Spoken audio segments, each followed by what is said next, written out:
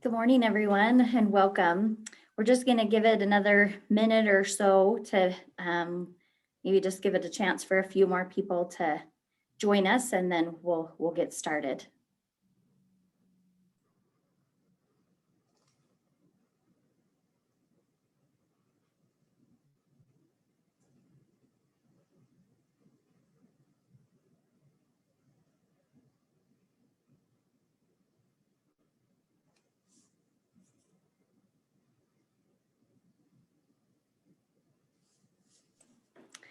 All right, I think we'll go ahead and just get things going. In the interest of time, we've got a lot of really good material to cover today. So first off, I just want to go over a few housekeeping items. So we want to be able to answer any questions that do come up today. But in order to do that, the way we'll take your questions is as follows. We've muted everyone except for the speakers and the moderator. The chat feature is disabled, but if you do have questions during the presentation, just type them in the Q&A box, which is visible at the bottom of the Zoom control panel screen you're viewing right now. And this presentation is being recorded, and we will make that available on our website. We have a YouTube channel. We will post the link to that YouTube channel on our website. So with that, I'll just go ahead and introduce the presenters today. So first, we're going to hear from Allison Johnson. She's a senior manager with the firm. She is going to be talking about employee benefit audits. So how you can prepare now and some best practices for the audit. And then I will next go over audit standard and regulatory updates. And for those who don't know me, I am Diane Nesbitt, and I am an audit partner with the firm. All right, so with that, I am going to go ahead and turn the time over to Allison. Great, thank you, Diane. So hopefully most of you here have either been involved in an audit, or maybe if you're lucky, you're coming up on an audit for the first time.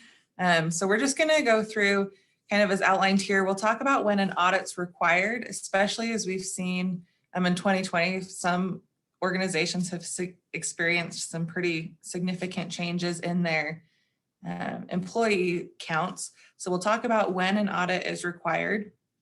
And we'll talk about some key things to look for from your auditor. These are pretty high compliance and specialized audits, so we want to make sure you're finding someone that's going to do the best job for you. We'll talk about a limited scope audit and what you need to do to have one of those audits. We'll talk about just some standard audit requests as you're maybe finishing some of your year-end payroll items, things to be aware of there, as well as some other things the auditors are typically going to ask you for. And then we'll wrap it up with just some common findings that we find as we go through our audits and some ways to help prevent those. So first, when is an ERISA financial statement audit required?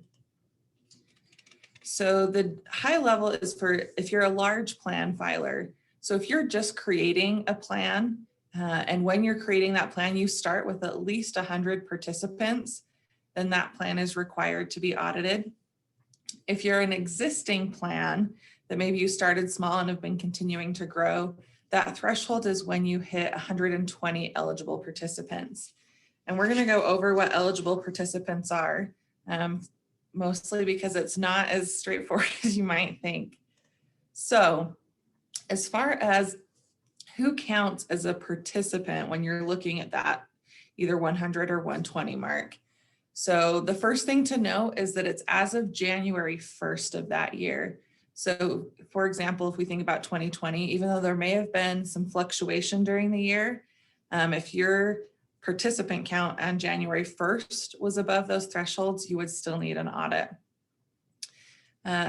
Note is you'll see that it's whether they're eligible as of that first day. It doesn't matter if they're participating or not, they count towards that number. The second two bullet points here are also something that you may not have realized, that participants who have an account balance but maybe aren't actively participating, those also go towards your count. So whether they were terminated but still have a balance in the plan, or maybe they're still an active employee and just aren't currently contributing, those all still go towards that participant threshold for an audit. So be aware of that as you're looking to try and determine if you need an audit. One thing to maybe recommend, if you're finding as you go through this that you have a lot of people who have either terminated and are no longer participating, if your plan doesn't have, it's typically called like a force out threshold, where under a certain dollar amount, people are automatically distributed their funds after a certain period of time. That kind of provision can help manage this, as it will help remove people from the plan who are no longer really participating. So just something to be aware of if you're finding that maybe those participants are the ones that are throwing your number above the threshold. Another thing just to be aware of, if your plan happens to have a plan entry date of January 1st, which is not uncommon, be aware that if a bunch of people become eligible that day, you could have ended the year at December 31st with, let's say, 115 employees. But then if January 1st, a significant number become eligible, you may need an audit for that upcoming year. So be aware of those. And that is the biggest factor as far as, like you said, determining whether you're going to need an audit. So we'll move on to, once you've determined whether you need an audit, some things to look for in order to select a qualified auditor. So why is it important? Besides that you're going to be paying them money and you want to make sure you're getting a quality product for what you're paying for, some other items would be that it does help make sure the plan is in compliance. If you can have a pretty thorough audit, hopefully that will help catch any issues you're having. It doesn't guarantee you'll catch all of them, but it is a pretty detailed compliance testing. The second bullet point, you'll see it helps. We do look at internal controls when we do an audit and kind of understand the processes and procedures surrounding the payroll process and the remitting of those contributions. So if there's problems, an audit can be a great way to help shore up those processes. And maybe there's not significant gaps, but we can also help, recommend maybe some best practices that we're seeing elsewhere. And finally, all of those kind of in combination just help make sure that the financial integrity of the plan stays intact. So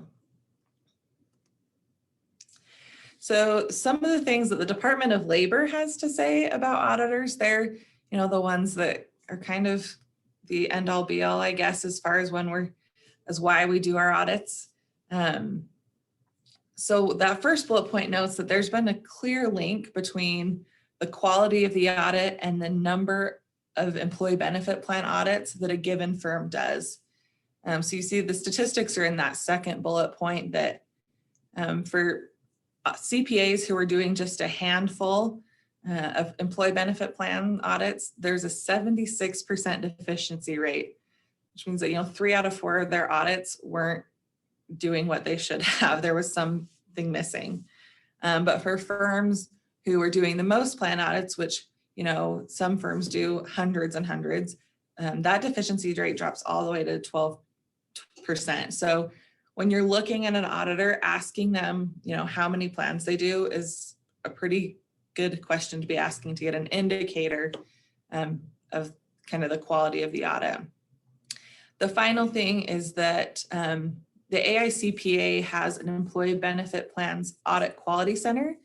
That provides a lot of great resources to CPA firms who subscribe to that, both on updates to stay current, as well as, when there's questions and things like that. It's a great resource to make sure we're getting the right answer, which makes sense then why we see that firms who are members of that have lower deficiencies in their audits. So those are, like I said, some good things. We're going to go through some specific questions to ask an auditor who you're considering to audit your plan. So first, we noted the number of plans audited, that's a good indicator. You should also be asking him the type of plans audited. And typically, we think 401k is the standard, but there are some other options under the IRS code as to how a plan can be set up.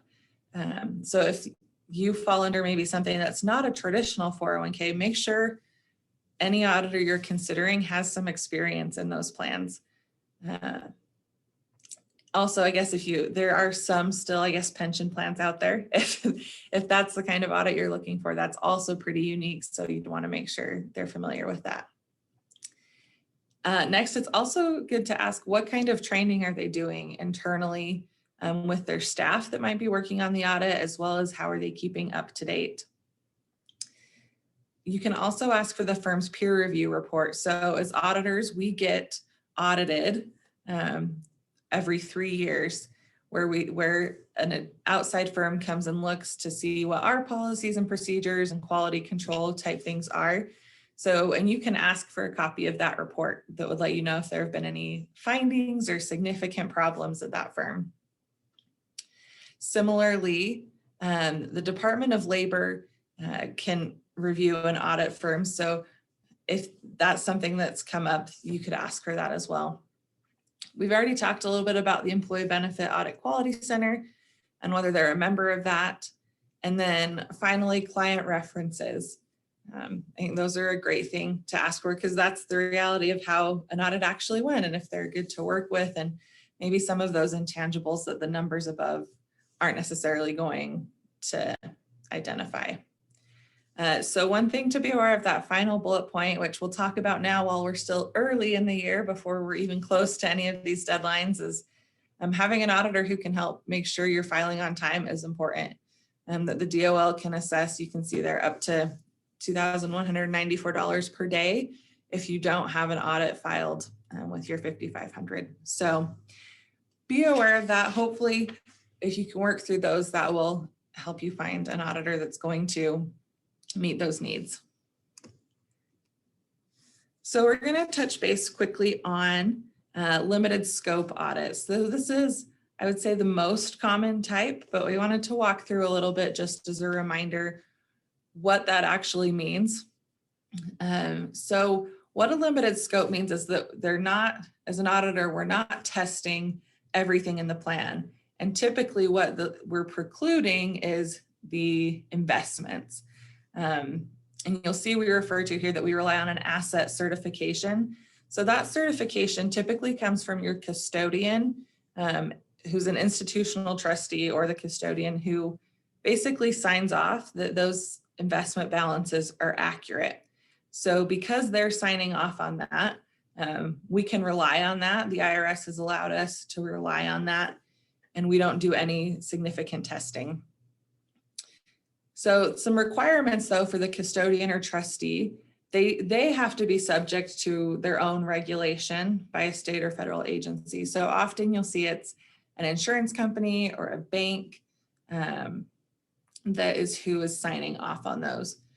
So just be aware that I think most custodians probably offer this, but those are some of the requirements.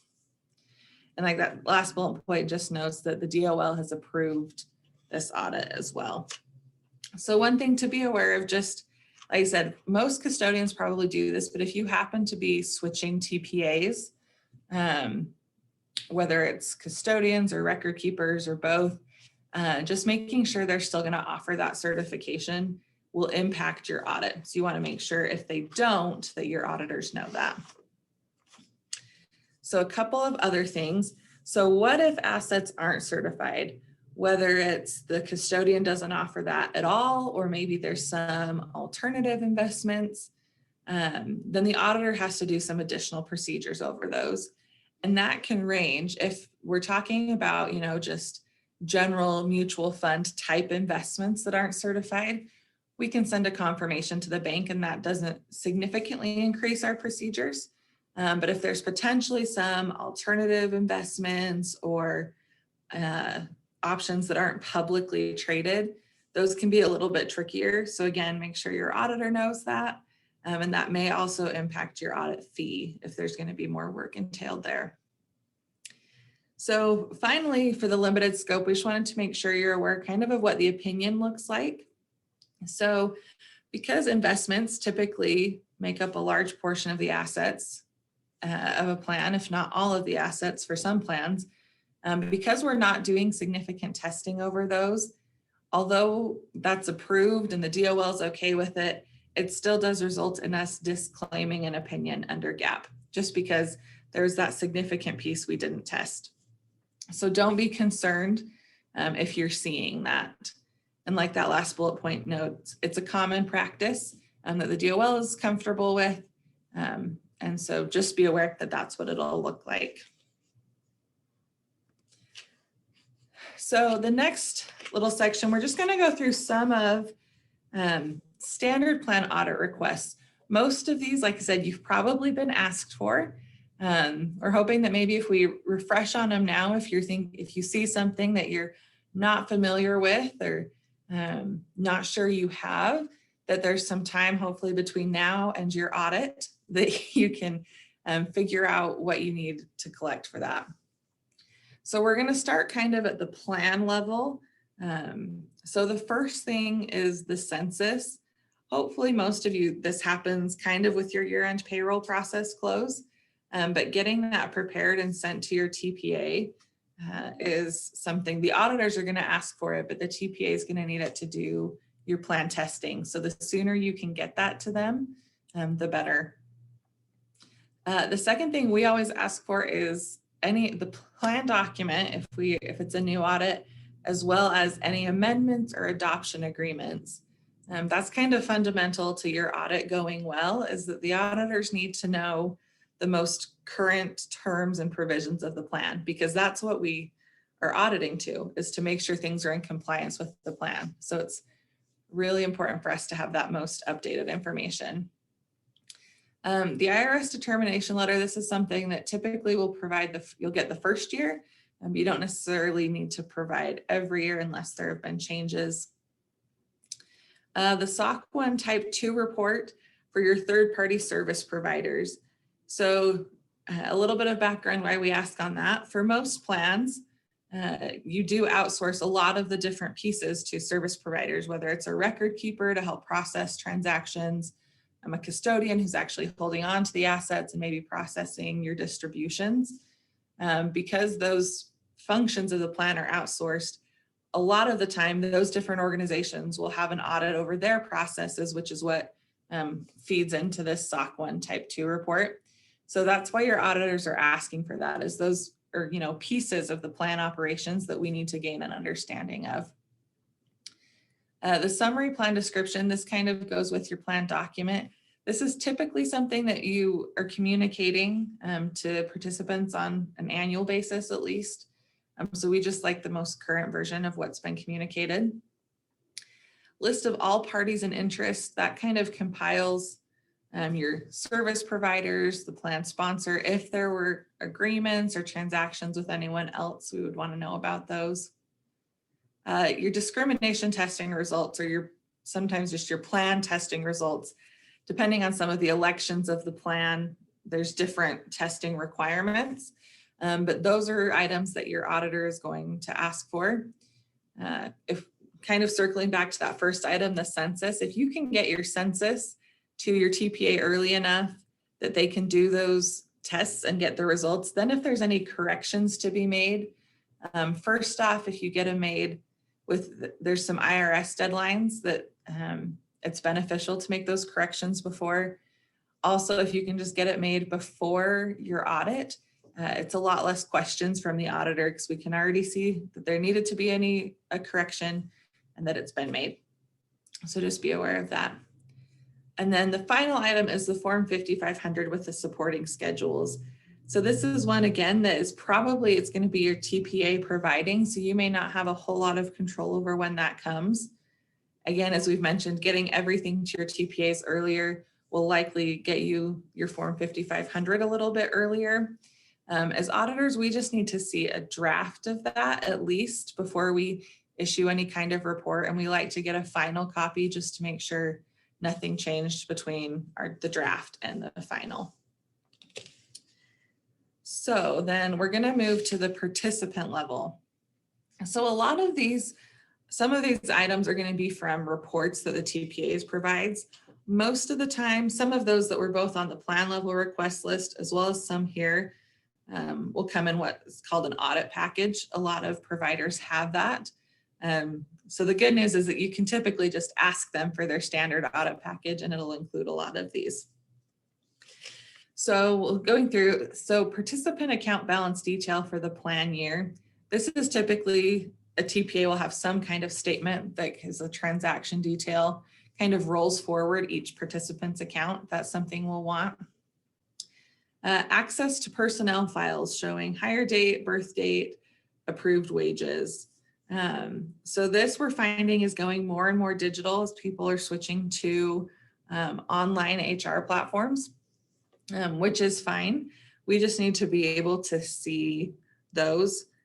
Be aware that if your plan has shifted to where most all of that data is kept electronically, whether it's, the participant or when an employee is hired, they key in their information and that's how it's saved.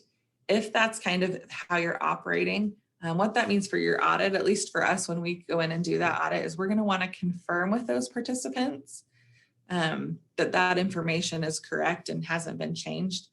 Or if there's some way for you to get an audit trail of, changes made to an account, that would also suffice. But just be aware that it might look a little bit different if you're going all electronic. If you still have the paper HR files, we will want to see the actual copies of those documents. Support for participants' contribution rates. Similar, like you said, if it's all electronic, we'll confirm those.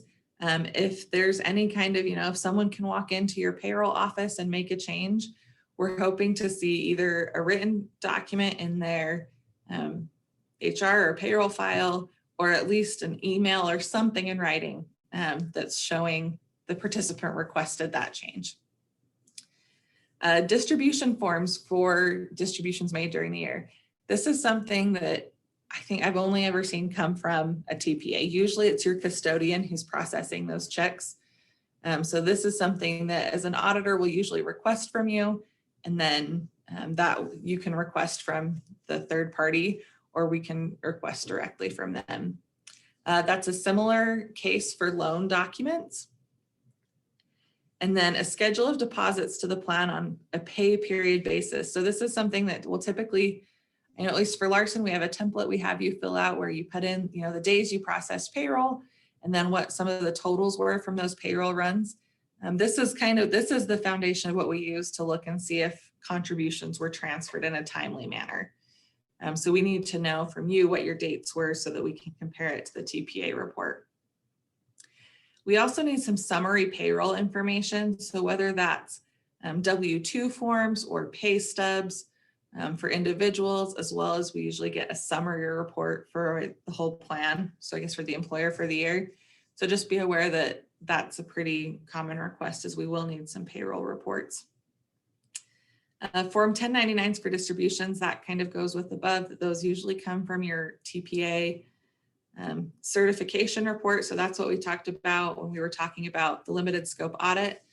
So again, that usually is included in an audit package, but will come from the custodian. And then finally, participant statements, which kind of connects us to that top item, is that usually there's some reports, or ideally if your providers have online access to the reports or just to the system, we can get a lot from, if they have some kind of auditor view or an auditor login, that's really helpful for us, because then we can pull a lot of these reports and dig into some of that detail, and it can reduce the back and forth and some of the questions we're having to ask you.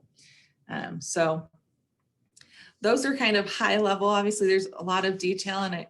There's a lot of things we ask for. So if you ever have a question as to why someone's asking for something, or you're not sure who's going to be providing that, feel free to ask your auditor. They should be able to let you know who to be asking those things from.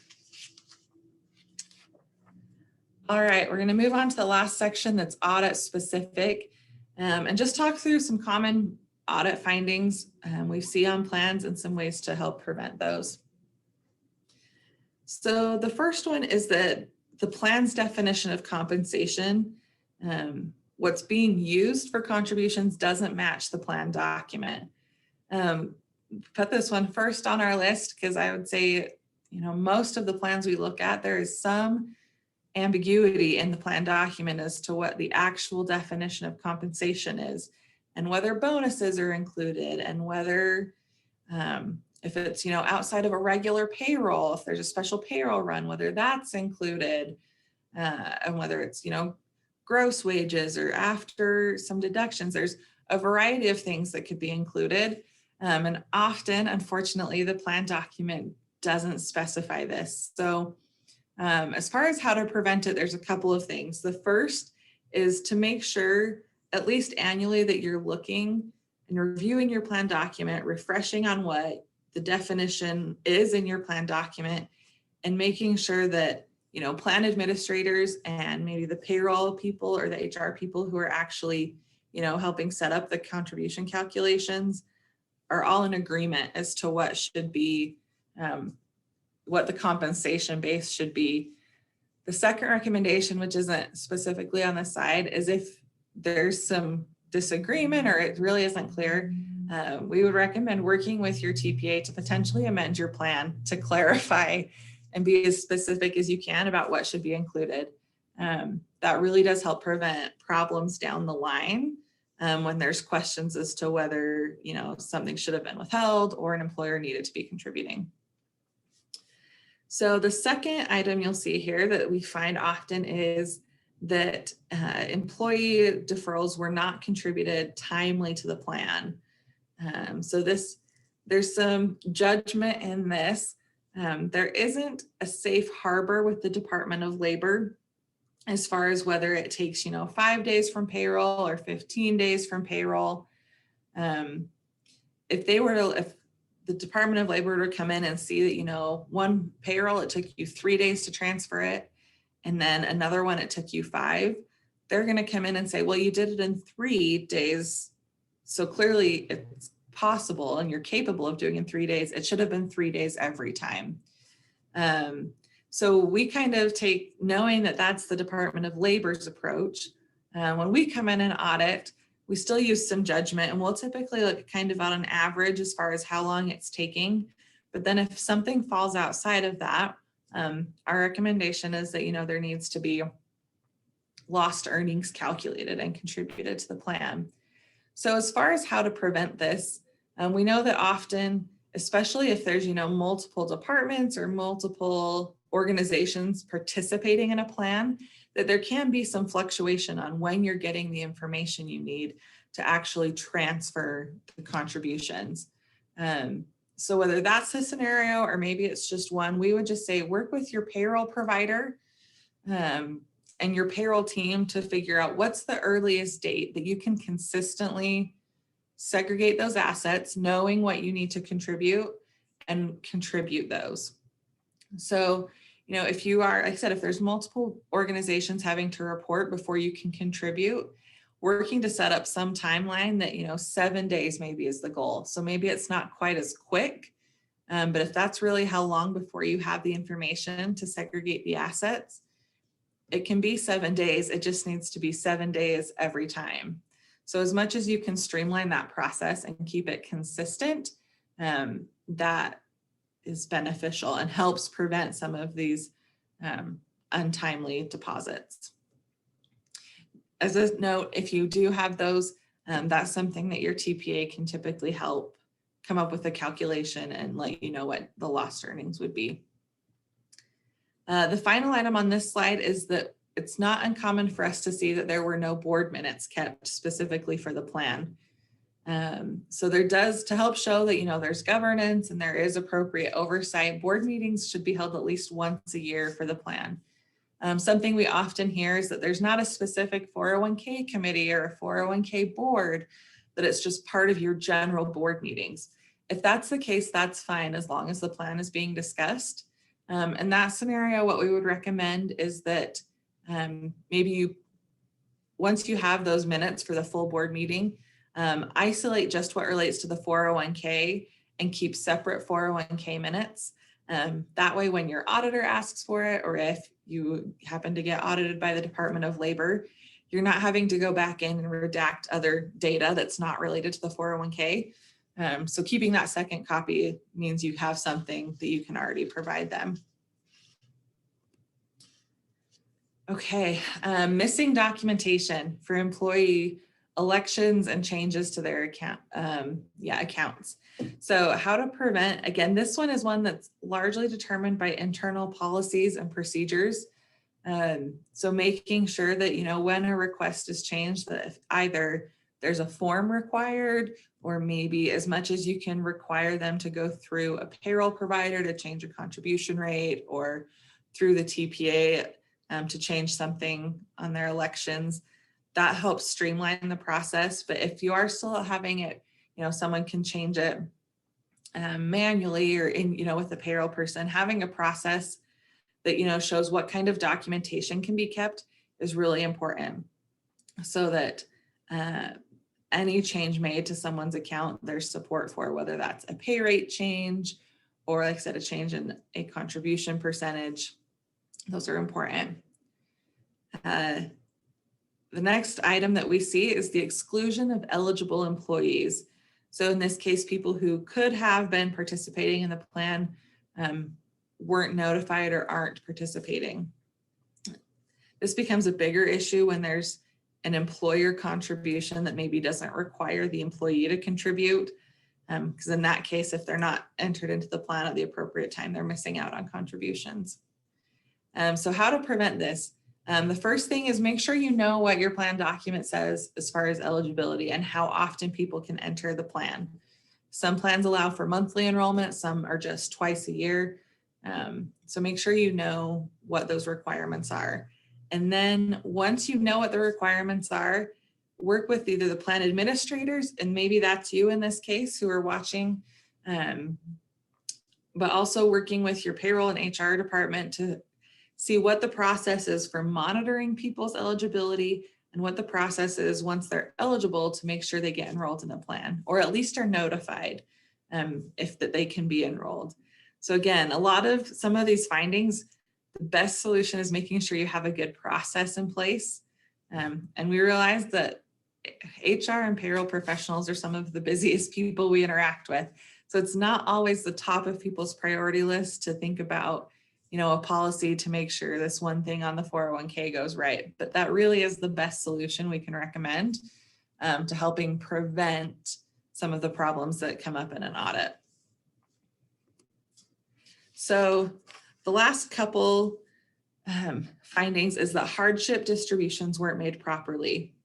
So Diane's going to talk a little bit and hers about some of the changes that made. This one was effective January 1st of 2020. So we wanted to make sure you were aware. The good news is that this generally loosens the guidelines a little bit.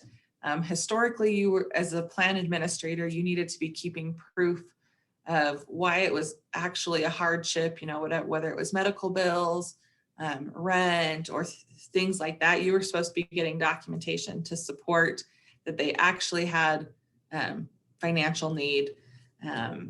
And often we weren't seeing that was the case.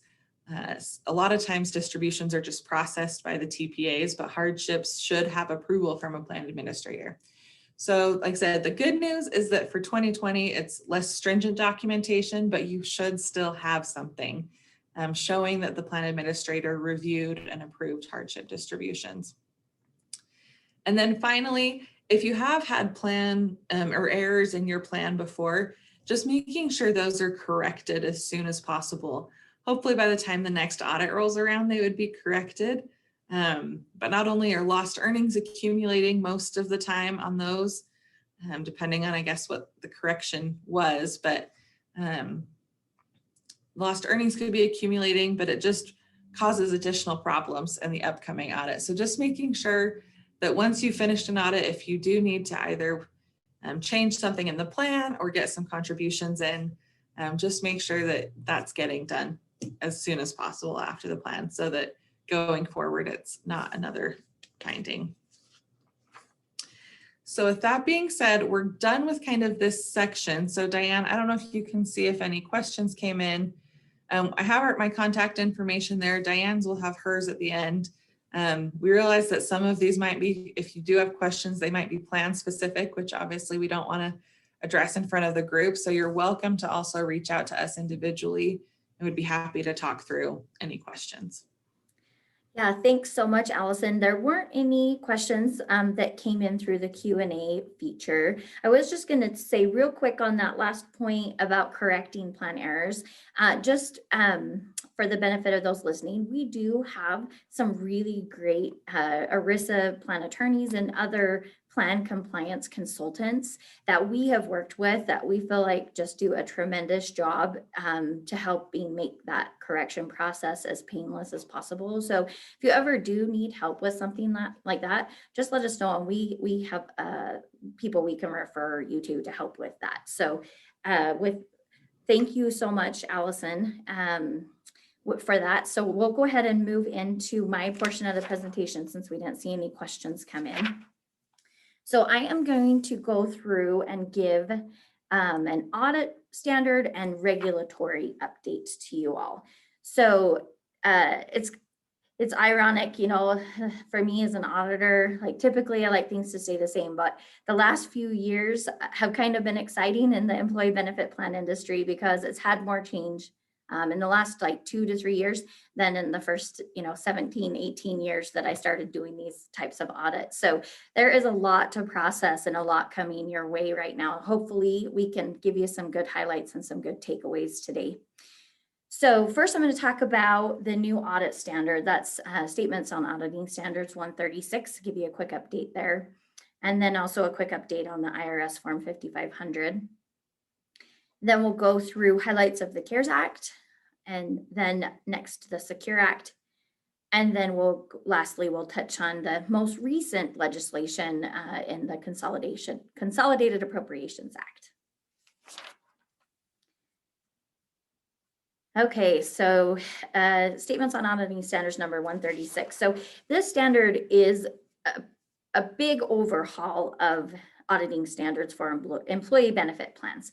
So initially, this standard was due to be implemented for all plan years ending on or after December 15th, 2020. Well, thanks to COVID-19, that implementation date has now been delayed by 1 year. So now the required implementation date is for plan years ending on or after December 15th, 2021. Another change that they made with the delay of the standard implementation is now early implementation is permitted. Previously, early implementation was not allowed. So what the decision is firms can choose whether or not to early adopt the standard or just wait until the required implementation date. So Larson and Company is choosing to not early implement. Everyone has a lot on their plates right now with everything that's going on with the pandemic and new legislation and regulations coming our way all the time. So we've made a decision as a firm not to early implement, but just know your auditor may choose to early implement. And so we'll go over what that will look like. So first off, this new standard eliminates the DOL limited scope audit opinion that Allison was talking about. So that limited scope opinion will now be referred to as an ERISA Section 103A 3C audit opinion. If that's not a mouthful for you, I don't know what is. So that is what it will be called now. And this new standard enhances auditor reporting relating to going concern. So it just describes respective responsibilities of management and the auditor for going concern. And then next, it does expand the description of plan management's responsibilities. So there are some new required additional written management representations that will be included in that letter that we ask you to sign and give back to us at the end of each audit. Next slide. So then the next item is it does expand the description of auditors' responsibilities. So there's an all new auditor report format that will outline the procedures performed over certified investment information. Previously, you saw this certified investment information disclosed in a footnote, but it didn't necessarily outline the procedures anywhere in the audit report itself. So that will be all new. It does require an other matter paragraph in the audit opinion now, where we're doing our reporting on the ERISA required supplemental schedules. And so that is a new item. So what's happening to those full scope audit reports? We had limited scope and we had full scope. So now the full scope audits, they got really creative on what they're going to call these. They're going to be non-ERISA Section 103A3C reports. So anyway, it is what it is, but that's what they'll be called now, meaning, you've done audit procedures over investments. You didn't carve those out from your audit procedures. Just note that there may be some new auditor requests that will require more time to prepare. As our firm has reviewed this standard, really we just felt like, as far as audit standards and processes and procedures go, there was really just clarifications of things where maybe you might be required and now you must do it. It just clarified things. So if your auditor was already doing a quality audit under the old standards, the pre-SAS 136 standards, you really should not see any significant cost increases of the audit. Like I say, you'll see an all new audit opinion. It will look really different, but you shouldn't see a whole bunch of new procedures or new asks. There may be a few new requests for sure, but again, we don't anticipate this causing any significant cost increase when we do implement the new standards. So if you do have any questions on that, feel free to reach out. We can talk through that, but we don't expect any significant cost increases as a result of implementation. Okay, so of course, when one thing changes, it affects lots of other things, the domino effect, right? So with this new auditing standard, they have updated the Form 5500, specifically Schedule H Part 3, where the accountant's opinion section is. So that's been updated for the implementation of SAS 136. So if the auditor is adopting SAS 136 for the 2020 filing period, you can just look to the instructions for the new lines 3A and 3B in that section. However, the changes to those lines don't reflect the deferral date of the SAS 136 standard. And as such, it doesn't reflect the fact that auditors could be issuing accountant opinions both using the current pre-SAS 136 audit standards and also the SAS 136 audit standards. So the AICPA, the American Institute of Certified Public Accountants, I know is currently working with the Department of Labor to provide a list of frequently asked questions on how to complete that section of the form if the auditor does not early adopt SAS 136. So we'll keep an eye on that, and as soon as we see something come out on that, we'll be sure to pass that along. Because right now the Form 5500 doesn't have a box to check if you're still doing a limited scope audit opinion. So, okay, the CARES Act. So on this, I'm going to try and keep it pretty high level just because a lot of this, like the transactional part of it, all of these new provisions, the transactional piece, the periods for the most part have ended. But then there's a lot of things that will impact future years. So I'll try to hone in on those things, but still just wanted to give y'all a good, just highlighted reminder of what all went on because this did impact employee benefit plans really significantly. So we'll go over adoption of the provisions and eligibility requirements for participants to be able to take advantage of some of these new provisions. Talk about the new distribution it created, the plan loan availability. We'll talk about waiver of RMDs for 2020. Those are, and the impact it's going to have going forward, and then funding relief for certain defined benefit plans. Okay, so diving in on the adoption requirements. So the provisions are optional. Your plan sponsor can pick and choose which provisions they want to adopt. However, each adopted provision must be offered to all plan participants. So you can't pick and choose who is able to benefit from these new provisions.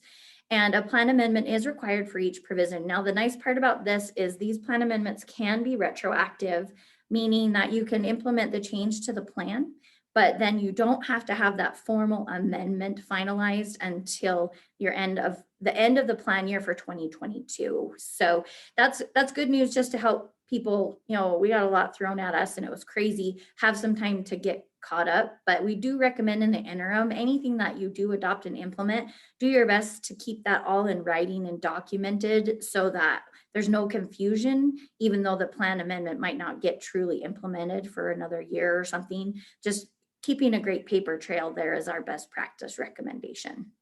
So in response to this, the Department of Labor, Employee Benefits Security Administration, they issued Disaster Relief Notice 2020-01. Just know you can go to that to get a little bit more information on this, how to actually implement these provisions of the CARES Act.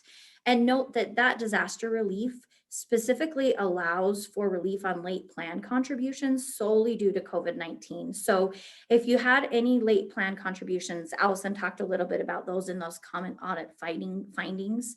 Beginning March 1, 2020 and through the 60th day following the announced end of the national emergency due to the pandemic, then there is relief. You won't have to pay those lost earnings in, as long as you're prudent, you're reasonable, you got the contribution made as soon as reasonably possible.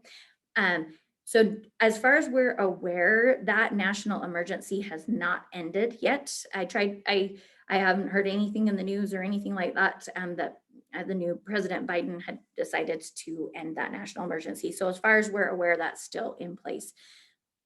But just know you need to make sure you let your third-party service provider know if you had some late contributions because of COVID-19, and also let your auditor know, because like I say, those should be excluded from that lost earnings payment requirement if it's specifically due to COVID. Okay, next slide. Okay, so we want to talk about plan participant eligibility for this new relief. So the IRS released Notice 2020-50 to give more guidance on actually implementing this. So it clarified that eligibility for relief is available to any participant who was diagnosed with the virus, whose spouse or dependent was diagnosed with the virus, who is unable to work due to loss of childcare, who experienced financial hardship due to being quarantined, furloughed, laid off, or forced to reduce work hours due to the virus. It was just a ripple effect there, and the IRS was great to clarify all those scenarios are applicable for the plan participant. And note that for the plan sponsor, you can rely on the participant representation that they were impacted in one of those ways. There's no doctor note or other specific documentation required. The IRS notice doesn't specify if this representation from the participant must be in writing. But again, from a best practice recommendation, always get something in writing. It just helps everyone remember the scenario and the situation and what went on. So we recommend getting that in writing, even though there's no explicit requirement.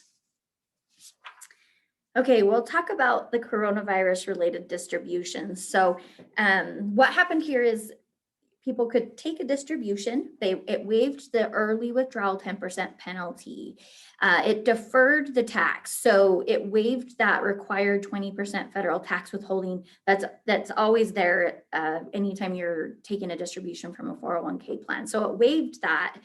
But what happens is the distribution is still taxable. It just can be spread across up to 3 years in equal installments. So if you have participants who are coming to you now and asking about that because they did take the distribution and did defer the tax, they chose not to have the tax withheld up front, tell them that they need to work with an experienced tax professional on this, because they are going to need to work individually with their tax preparer to decide how they want to do that and how that taxation will look going forward. So this did apply to distributions taken during the whole calendar year. So even though the national emergency was announced in March, this provision did go back retroactive to January 1. So if there were people that this was impacting before that. And then it is only through December 31, 2020. They did not extend this provision beyond that. And just a reminder, it was applicable to IRAs as well. So note that there is an option to repay this distribution back to the plan over time. This is really unique.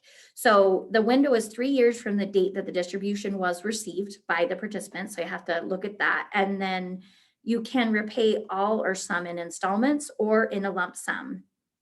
And then what you'll see here is those repayments are treated as rollovers into the plan. So there, you're not going to see it, oh, what buckets does it need to go in? Was it employer? Was it employee? It's just treated as a rollover. None of that detailed tracking needs to needs to be made. So just note that plan sponsor responsibilities for tracking the repayments, they don't have to be made into the same plan that the distribution was made from. So that what you want to make sure you're doing is you don't allow any participant for your plan to receive more than $100,000 in distributions from your plan. You do not have the responsibility to find out if the participant by chance has taken a distribution from a different plan. That's not your responsibility. It is the participants, not the sponsors, not the plan sponsor's obligation to ensure that repayments also do not exceed the total distribution amount. So best practice here for you as the plan sponsor is to ask if you have a participant that's wanting to roll over funds into your plan that exceeds $100,000, best practice here is just to ask for a 1099-R from the participant seeking to make an indirect rollover contribution into the company plan. It just if it exceeds $100,000. So that's just a best practice recommendation there, but it's not required. Okay, we will move on to loans. So the loan availability note here, this was only available from March 27th, 2020 through September 22nd, 2020. I don't know for sure how they came up with those dates, but that's what they are. So loans previously and currently now are still capped at $50,000 or 50% of the vested balance. But for those months, that time frame, the cap was the lesser of $100,000 or 100% of the vested balance. So still couldn't take out a loan in excess of the participants' vested balance. So then what's going to impact you all going forward and the plan going forward is that loan payments were also postponed. So it was applicable to new or existing loans if there was a payment due between March 27th, 2020 and December 31st, 2020. Those payments could be postponed for up to 1 year. So interest does continue to accrue on the loan balance. And then also it does extend that 5-year cap repayment rule by 1 year for those participants.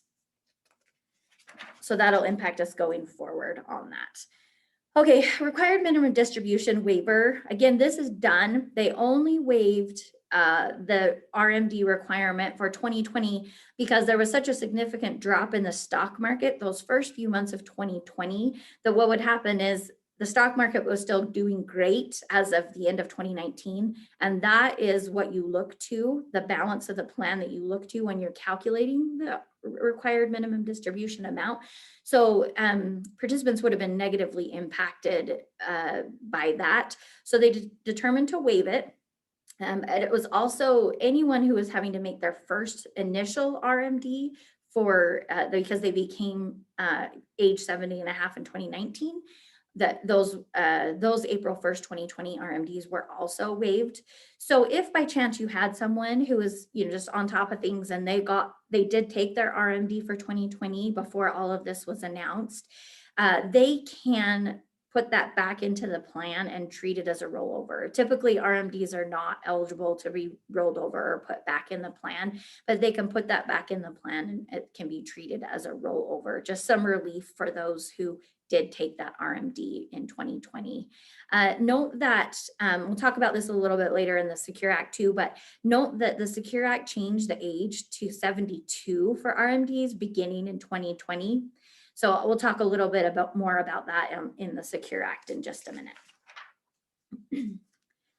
Okay, next slide. So real quickly, defined benefit plan funding relief. There's not a ton of defined benefit plans out there anymore, but just in case, we just wanted to make note that there was some funding relief provided in 2 ways. First, the due date for the 2020 contributions was extended to January 2021. So those should be done now, but that due date was extended. And then companies can use their plan's funded percentage, you'll hear that called the AFTAP, for the immediately preceding plan year to determine the plan's funded status for the 2020 plan year. Again, any impacts of adverse market situations there, they're trying to avoid that impact of the market volatility. And any additional information you might want to take a look at on this item, you can look to IRS Notice 2020-61 for more information on that. Okay, we'll dive into the Secure Act next. So the Secure Act provisions for the most part, are effective for plan years beginning after December 31st, 2019. And I'll just quick disclaimer here, there's tens of thousands of pages to the Secure Act. I pulled out highlights that I thought the group would benefit from today, but no, there are more items that impacted employee benefit plans. I just chose, picked and chose, I guess, my favorites, if you will. So there's others that I didn't cover today, but if you do ever have any questions on something, feel free to reach out. So the deadline to adopt any Secure Act plan amendments is the last day of the first plan year, beginning on or after January 1, 2022. So again, the good news here is you can implement those plan amendments retroactively, just like we mentioned with the CARES Act. You've just got to make sure you've got those in place before the end of plan year 2022. So one big thing here, just to be aware of, because I think you're going to be hearing these terms a lot from people who are wanting you to maybe sign up for a new type of employee benefit plan, as the Secure Act created what's called a pooled employer plan, or a PEP, that will be administered by a pooled plan provider. So that is an option for plan years beginning after December 31, 2020. So right now these PEPs are an option. So just to note, the definition of a PEP is it's a retirement plan that allows unrelated employers to band together to join a 401k pooled employer plan. So previously, your option here was what was called a multiple employer plan, or a MEP. And there, with that arrangement, the employers had to be related or members of an association to be able to benefit from that. The other problem with MEPs was that if there was an employer who, say, for example, was always late on their contributions, that impacted all the employers that were participating. So with the PEPs, it removes that one bad apple rule, as you'll sometimes hear that being referred. And so that is just a little bit about those PEPs. Like I say, you'll probably be hearing more about those now that they are a new option. Next, the Secure Act increased the cap on payroll contributions from 10% up to 15% for automatic enrollment safe harbor plans. So before, if you had an escalating auto enrollment contribution percentage, it was capped at 10% of wages, and now that is capped at 15% of the participants' wages. Okay. This one is a big one. I got lots of red on the slide here for you, especially because you need to start paying attention to this as of January 1, 2021. So now long-term part-time workers, sorry, that's a mouthful, who work at least 500 hours are eligible to make employee deferrals into 401k plans. So currently, or prior to 1/1/21, part-time employees that worked at least 1,000 hours in a year were eligible to participate in a 401k plan. So now effectively what this does is it creates a new category of participants. So you need to start tracking hours for all of your long-term part-time workers as of 1/1/21. So there's going to be a look back period of 3 years starting 1/1/24. These employees will be eligible to contribute employee deferrals if they have worked at least 500 hours in each of the prior 3 years, starting 1/1/21. So the good news here, other than this is some administrative tracking that you didn't have to do before, but the good news for the plan itself is that these employees are they're not required to do any employer contribution for these participants. They can be excluded from top-heavy requirements, non-discrimination, and your safe harbor contributions. So they are just allowed to make their employee deferral, and then that's where it stops for them, for this particular class of employee. So again, a big heads up on that. You need to be tracking those hours now, but they're not actually eligible to participate until 1/1/2024. Next item I wanted to bring to your attention from the Secure Act is it does allow for up to $5,000 in service withdrawals for childbirth and adoption expenses. So keep in mind, this is going forward. And as far as I'm aware, this one was effective 1/1/2020. Also allows retirees to delay required minimum distributions up until age 72, up from the prior age of 70 and a half. So I had talked about that briefly with the CARES Act RMD waiver for 2020, but just remember that it's age 72 now that is the trigger. If a participant or a plan participant reaches the age 72 in a plan year, they are required to take that minimum distribution. And just note the cutoff for that is if an individual had not reached age 70 and a half by 12/31/19, then this is applicable to them. If the individual had already reached age 70 and a half before 12/31/19, then they had to start at age 70 and a half. They were not able to defer it until age 72. Okay, next and last, our grand finale is the Consolidated Appropriations Act. So this one's our newest provision that's impacting employee benefit plan audits from a legislative standpoint. So this was signed into law on December 27th, 2020. And it does include a temporary rule providing COVID-related relief from certain partial plan terminations. So there's an IRS code section, it's code section 411D3, where during any plan year, if you have laid off a significant portion of your workforce, these partial plan termination rules come into play, where those individuals, those participants who were laid off or terminated, what has to happen with their balance is they have to be treated as fully vested at the point in time that they are terminated. And when they do take a distribution or roll over those funds to their new employer's plan, they get the full balance, they're fully vested, but it's only for those participants who have been laid off. So what this Consolidated Appropriation Act does is it says that for the period beginning on March 13, 2020 and ending on March 31, 2021, if you look at your number of active participants covered by the plan on March 31, 2021, and make sure that it is at least 80% of the number of active participants covered by the plan on March 13, 2020, then the plan is not considered to have a deemed partial plan termination.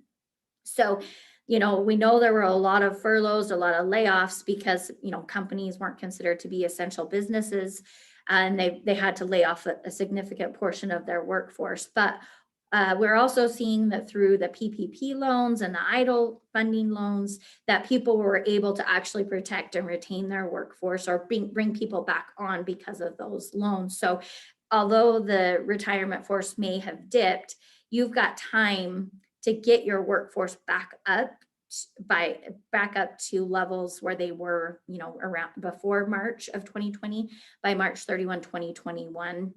Now, unfortunately, if we get past March 31st, 2021, and your workforce numbers are still below 80, they're not at least 80% of what they were the year before, you're going to need to look at that partial plan termination consideration. Now, your service provider, your record keeper, they should be keeping an eye on this and looking out for it, giving you a heads up. But this is one where it kind of gets overlooked sometimes. Maybe, the layoffs that happened over a period of time or things like that. But this is something I think is going to be hopefully at the forefront of everyone's mind, that they need to take a look at that and make sure that there was not a partial plan termination that occurred during 2020. Okay, that was my last topic. So I don't know, it doesn't look like we had any questions come in. Allison, did you see any questions come in? Nope, I did not. All right, so just a reminder, first off, we want to thank you all for participating and being here with us today. We really hope that you got some good value adds out of the presentation today. And reminder that we did record the presentation, and we will post that on our website and make it available for viewing later. And again, feel free to reach out to us if you did have any questions or anything that we can help you with. So with that, I think we'll go ahead and say goodbye and wish everyone a great rest of their day. Thank you.